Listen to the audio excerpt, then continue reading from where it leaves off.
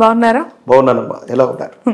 Fine. చాలా కాలం తర్వాత as I side జ్యోతిషం అనేది పరిధులు దాటుకుంటూ వెళ్ళిపోతుంది, చాలా విస్తరిస్తోంది. యాక్చువల్గా చాలా యూనివర్సిటీస్లో చాలా చోట్ల ఒక సబ్జెక్ట్గా దాన్ని కూడా చదువుతూ ఉన్న వాళ్ళు, ఆ కోర్స్ చేస్తూ ఉన్న వాళ్ళు ఉన్నారు. ఎంతమంది అయిష్టత చూపిస్తూ ఉన్నా దానికి ఎక్కువగానే క్యూరియస్తో ఏం జరుగుతుందో తెలుసుకోవాలి, అసలు ఏంటి ఇదో శాస్త్రమా, మ్యాథ్స్ ఫిజిక్స్ కెమిస్ట్రీ లాగా ఆస్ట్రాలజీ కూడా ఒక మంచి సబ్జెక్ట్ అయిపోయింది. ఎలా చూస్తారు మీలాంటి వాళ్ళు మీ కెరీర్ స్టార్టింగ్లో మీకున్న ఫీలింగ్, ఇప్పుడు కలుగుతున్న అనుభూతి? ఒక వ్యక్తి యొక్క భూత భవిత వర్ధమానాలు తెలియజేసే జ్యోతిష్ శాస్త్రం చాలా అద్భుతమైనది. కానీ దీన్ని ఎలా నేను చూస్తానంటే, ఓ వ్యక్తి, ఓ వ్యవస్థ, ఓ సమాజం, ఓ రాష్ట్రం, ఓ దేశం యావత్ ప్రపంచ భవితను ముందుగానే ఊహిస్తే, కాలచక్రంతో సహా వివరించగలిగితే అటువంటి అద్భుతమైన ఫలితాలు చెప్పగలిగిన మహనీయులు, అవతార పురుషులు జగద్గురు వీరబ్రహ్మేంద్ర స్వాముల వారు. వారి కాలజ్ఞానంలో మంచి మాట ఉంది. కలియుగంలో 5000 గడిచినటువంటి మీదట పంచాంగములు పనికి మాలిన వైపోవు, నవగ్రహంబుల నడక మరేనయ్యాను. మీరు అంటున్నట్టుగానే జ్యోతిష సంబంధమైనటువంటి విషయాల్లో ఒకరేమో పంచాంగంలో పండుగ ఇవాళ వచ్చిందంటారు, లేదు రేపు వస్తుందని ఇంకో జ్యోతిష్యపరమైనటువంటి శాస్త్రవేత్త చెప్తారు, ఇంకొక ఆయన ఆల్రెడీ ఈ పండుగ నిన్నే అయిపోయింది అంటాడు. ఈ విధమైనటువంటి పరిస్థితులు ఎందుకు వస్తూ ఉన్నాయంటే, చాంద్రమానం, సౌరమానం, దృగ్గోచర గణితం, అంటే జ్యోతిష్ శాస్త్రం మొత్తం ఒకటని కాదు, శాస్త్రంలో కొన్ని రకాలైనటువంటి విభిన్నమైనటువంటి అంశాలు ఉన్నాయి. వీటిని లెక్కగట్టడంలో వచ్చేటువంటి తేడా వల్ల ఆ ఖచ్చితమైనటువంటి ఫలితాన్ని కనుక్కోవడంలో ఎక్కడైనా ఈ చిన్న చిన్న ఎర్రర్స్ వస్తూ ఉండొచ్చు. దానివల్లనే ఈ విధమైనటువంటి ఇబ్బందులు. నాకు at the age of 9 years అంటే నాకు బాగా గుర్తు, 9 సంవత్సరాల ప్రాయం ఉన్నప్పటి నుంచి నాకు జ్యోతిష్యం గురించి తెలుసు. నాన్నగారి ద్వారా మా కుటుంబానికి మూలమై ఉన్నటువంటిది ఆయుర్వేద వైద్యాన్ని చేయటం మా నాన్నగారి యొక్క వృత్తి. ఆయన ఒక ఆయుర్వేద వైద్య నిపుణుడు. ఆయనకి జ్యోతిష్యంలో కూడా కొంత ఉపాసనా బలంగా వచ్చినటువంటిది. సో నాన్నగారి ద్వారా వచ్చినటువంటి ఆ ఉపాసనా బలం, కొంతమంది సాధు పుంగవులతో ఉన్నటువంటి సాహచర్యం, తర్వాత నేను నేర్చుకున్నటువంటి ఈ జ్యోతిష్య పరిభాషను చూస్తే ప్రతిరోజు నిత్యం ఏదో నేర్చుకుంటూ ఉంటానేమి తప్ప,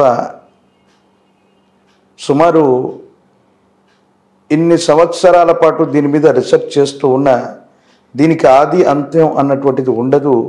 ఇంకా కొత్తగా మనం నేర్చుకుంటూనే ఉంటాం. పర్టికులర్లీ మీరు అడిగినటువంటి ప్రశ్న ప్రకారంగా కెరియర్లో అందరూ కూడా జ్యోతిష్యాన్ని ప్రారంభం చేసినప్పుడు ఏదో సాధించేసామన్నటువంటి ఫీలింగ్లోకి అందరం వచ్చేస్తాం. కానీ కెరియర్ మొదలుపెట్టినటువంటి తర్వాత సంవత్సరాలు గడిచే కొద్దీ ఒక అద్భుతమైనటువంటి విషయాన్ని మీకు చెప్తాను. ఓ రోజు ఇద్దరు తల్లిదండ్రులు ఒక పిల్లవాడిని తీసుకొచ్చి నాకు జాతకాన్ని ఇచ్చారు. ఈ అబ్బాయి యొక్క భవిష్యత్తు ఎలా ఉంటుందని డేట్ ఆఫ్ బర్త్ ఇచ్చాడు. అతడి యొక్క జన్మ జాతకాన్ని నేను పరిశీలించి చెప్తున్నాను. ఎవరి జాతకాన్నైనా పరిశీలించేటప్పుడు అష్టమ భావమైనటువంటి 8th హౌస్ను చూస్తాం. నేను అప్పుడు చెప్తున్నాను, ఇలా స్టార్ట్ చేశాను, ఈ అబ్బాయి వ్యక్తిగతమైన జీవితంలో ఏవైనా చిన్న చిన్న ప్రమాదాలు 12 సంవత్సరాల లోపు ఉండొచ్చు, బాలగ్రహ పీడల వల్ల ఇబ్బందులు కలగచ్చు, పాల లాంటి పదార్థం వల్ల అపాయం జరిగే అవకాశం ఏదైనా ఉంటుందేమో అన్నటువంటి భావనని నేను చెప్తూ ఉన్నాను. ఈలోపు వాళ్ళిద్దరు తల్లిదండ్రులు ఏడవడం మొదలుపెట్టారు. ఎవరికైనా తన పిల్లవాడికి సంబంధించిన భవిష్యత్తును అడిగితే బాగాలేదని చెప్తే బాధపడతారు. కానీ ఏడవడం చూసి ఏం జరుగుతుందో నాకు అర్థం కాలేదు. అంటే ఈ పిల్లవాడు కూడా అలా చనిపోతాడా అని అడిగారు. నాకు అర్థం కాలేదు. ఈ పిల్లవాడు అలా చనిపోవటం ఏమిటి? నాకు ఇచ్చినటువంటి పుట్టిన తేదీ వివరాలు వాళ్ళ పెద్ద అబ్బాయిది 1.5 మాసం క్రితం ఆయన చనిపోయి ఉన్నాడు. ఆ 12వ ఏడు వచ్చేలోపు అబ్బాయి యొక్క జాతకంలో మరణ సమానమైనటువంటి కష్టము, ఈ ఇబ్బందులు ఉన్నాయి. ఎలా చనిపోయాడని అడిగాను నేను. ఆ పిల్లవాడి యొక్క తల్లి ఒక స్కూల్లో పనిచేస్తుంది. ఆవిడ అక్కడ పనిచేస్తున్నందుకు గాను ఆ పిల్లవాడిని ఉచితంగా చదువు చెప్తారు, హాస్టల్లో ఉంచుతారు. ఒకరోజు పిల్లలందరికీ కూడా అవసరమైనటువంటి పెరుగు కోసం ఒక పెద్ద గిన్నె నిండా మరిగించేటువంటి పాలన పోసి ఒకచోట ఉంచారు.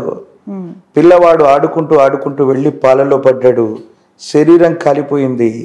ఆ కేకలను చూసి మిగతా వాళ్ళందరూ తీసుకొచ్చి పిల్లవాడిని బయట పెట్టారు. ఆ పిల్లవాడు చనిపోయాడు. ఇది వాస్తవికమైనటువంటి ఘటన. అంటే జ్యోతిష్య సంబంధమైనటువంటి స్థితిగతుల్లో ఒక వ్యక్తి యొక్క డేట్ ఆఫ్ బర్త్ ఉంటే డేట్ ఆఫ్ డెస్టినీని కూడా చెప్పగలిగిన మహనీయులు, అవతార పురుషులు, కొంతమంది మహర్షులు ఉండేవాళ్ళు. ఇప్పుడు సమకాలీన వర్ధమాన ప్రపంచంలో ఇప్పటికీ అంత ట్రస్టెడ్, అక్యురేట్, రిలయబుల్ థింగ్స్ జరుగుతున్నాయంటారా? అమ్మ, ఖచ్చితంగా ప్రతి వస్తువు కూడా నాణ్యమైనటువంటి వస్తువు సమాజంలోకి వస్తే నకిలీ వెంటనే తయారైపోతుంది. డాక్టర్లలో నకిలీ డాక్టర్లు వచ్చారు, పోలీసుల్లో కూడా నకిలీ పోలీసులను చూస్తున్నాం.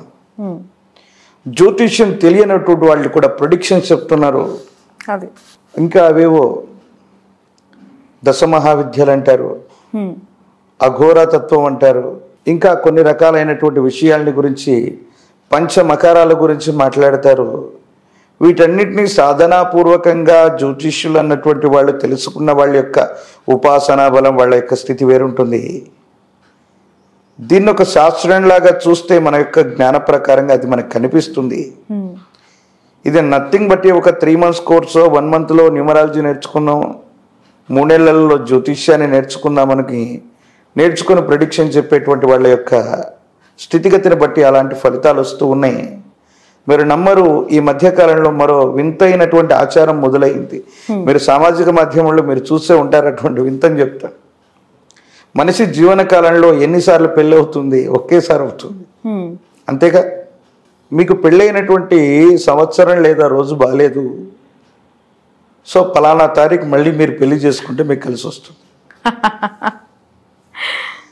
1,50,000 రూపాయలు కట్టి మళ్ళీ పెళ్లి చేసుకునేటువంటి వాళ్ళు, ఆ జంటలు చాలా ఉన్నాయి. దీన్ని మీరు నమ్ముతారు? ఒక వ్యక్తి యొక్క పరిస్థితులను అనుసరించి ఎవరిది తప్పంటారు? అలా లీడ్ చేస్తున్న, డ్రైవ్ చేస్తున్న ఆస్ట్రాలజర్స్దా, నమ్ముతూ ఉన్న ప్రజలదా? ఎంత అవగాహనతో ఎవరు ఉండాలంటారు? ప్రజలు ఏది కూడా అంత ఈజీగా విశ్వసించరు, అంత వెంటనే నమ్మేటువంటి అవకాశం ఉండదు. ఫర్ ఎగ్జాంపుల్ మీకు ఒక ఉదాహరణ చెప్తాను. ఒక 4 సంవత్సరాల క్రితం ఈ ప్రపంచాన్ని అస్తవ్యస్తం చేసినటువంటి కరోనా లాంటి పరిస్థితులు మనం చూసాం.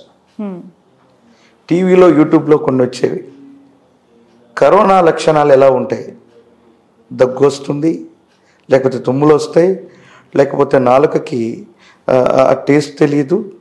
ఇలాంటి లక్షణాలు 10 ఉన్నాయి. ఒళ్ళు నొప్పులు ఉంటాయి, జ్వరం లాగా ఉంటాయి. ఆ 10లో ఏదో ఒకటి మీకు ఉందనుకోండి, మీకు కరోనా ఉన్నట్ట. ఇలాంటి లక్షణాలు కొన్ని చెప్పటం. ఆబ్వియస్లీ ఈ మానవ ప్రపంచంలో ఇబ్బందులు లేనటువంటి వ్యక్తి ఎవరు ఉండరు. కొంతమంది వ్యక్తులకి సరైనటువంటి సోర్స్ లేనప్పుడు, వాళ్ళ సమస్యని పరిష్కారం చేసుకునేటువంటి సామర్థ్యం లేనప్పుడు, ఉద్యోగం రానప్పుడు, వేరొకటి జరుగుతున్నప్పుడు, వివాహం కానప్పుడు, ఎవరో తాంత్రిక ప్రక్రియ జరగడం వల్లే నాకు పెళ్లి కాలేదనుకుంటాడు. ఎవరో నా మీద తాంత్రిక ప్రక్రియ చేయటం వల్లే నాకు ఉద్యోగం రాలేదనుకుంటాడు. దీన్ని పెంచి పోషించేటువంటి వాళ్ళు ఉన్నటువంటి కారణంగా ప్రజల యొక్క నమ్మకాల్ని, ఆ విశ్వాసాన్ని మూఢ విశ్వాసాలుగా మారుస్తున్నారు. అందుకే 400 సంవత్సరాల క్రితం నుంచి ఈ మూఢ విశ్వాసాలు త్యజించాలని, అమ్మవారికి మనం ఇచ్చేటువంటి జంతువుల్ని అమ్మ బలి కోరదని, సాక్షాత్తు పోలేరమ్మని పిలిస్తే కూడా వీరబ్రహ్మేంద్ర స్వాముల వారు ఒక్కసారి సశరీర రూపంలో అమ్మ వచ్చి నించుంది. విశ్వాసాలు కొన్నే ఉంటాయి, మూఢ విశ్వాసాలు అధికంగా ఉంటాయి. ఈ కలియుగంలో మరింతగా ఇవి వ్యాప్తి చెందే అవకాశం ఉందని గురుదేవులు చెప్పారు. ప్రత్యేకించి మీరు చెప్తున్నట్టుగా ఈ జ్యోతిష్ శాస్త్రంలో మనం మెజర్ చేస్తున్నటువంటి గ్రహాలు, ఖగోళంలో ఉన్నటువంటి గ్రహాలు, వీటి యొక్క స్థితిగతుల్లో కూడా చాలా వ్యత్యాసం ఉంది. ఇప్పుడు మందగమనుడిగా పిలువబడుతున్నటువంటి శని అవ్వచ్చు, సాటర్న్, లేదా జూపిటర్ గురువు అవ్వచ్చు, బృహస్పతి అవ్వచ్చు, వీళ్ళు ఒక నియమిత కాలంలో ఒక చోట నుంచి మరో చోటుకు వెళ్ళేటువంటి స్థితిని గోచారం అంటారు. ఆ పరిస్థితుల్లో కూడా ఎందుకో తేడాలు వస్తున్నాయి. దేశ కాలమాన పరిస్థితుల్లో గ్రహాల యొక్క గ్రహగతుల్లో కూడా మార్పులు వస్తాయి. మనం అక్యురేట్గా చెప్పేటువంటి పరిస్థితి ఉండదు. జ్యోతిష్ శాస్త్రంలో కూడా చాలా రకాలైనటువంటి ఇలాంటి ప్రెడిక్షన్స్ కూడా ఫెయిల్ అవుతాయని జగద్గురు వీరబ్రహ్మేంద్ర స్వాములు ఒక మాట చెప్పారు. పంచాంగములు పనికి మాలిన వైపు నవగ్రహంబుల నడక మారేను. అందుకే స్వామివారు చెప్పినటువంటి కాలజ్ఞానంలో వింతలు, విశేషాలు, విశ్వప్రలయాలు ఇవన్నీ వస్తూ ఉన్నటువంటి అంశాల గురించి మనం చూస్తే సమీపమైనటువంటి భవిష్యత్తులో ఈ కలియుగంలో ఇలాంటివి ఇంకా ఎన్నో జరుగుతాయి. జ్యోతిష్యం అన్నటువంటిది ఒక అద్భుతమైనటువంటి శాస్త్రం. దాన్ని అక్యురేట్గా చెప్పగలిగిన మహనీయులు చాలా తక్కువ మంది ఉన్నారు. దాన్ని హాబీగా తీసుకొని కోర్సుగా వాడేటువంటి వాళ్ళు కొన్ని లక్షల మంది ఉన్నారు. అందుకే అందరి ప్రొడిక్షన్స్ కూడా అన్ని సందర్భాల్లో 100కు 100% ఎప్పుడు కూడా అవి నిరూపితం కాలేదు. 100కు 100% నిరూపితమైనటువంటి వ్యక్తి ఎవరు కూడా బహుశా మనకు తెలియదు.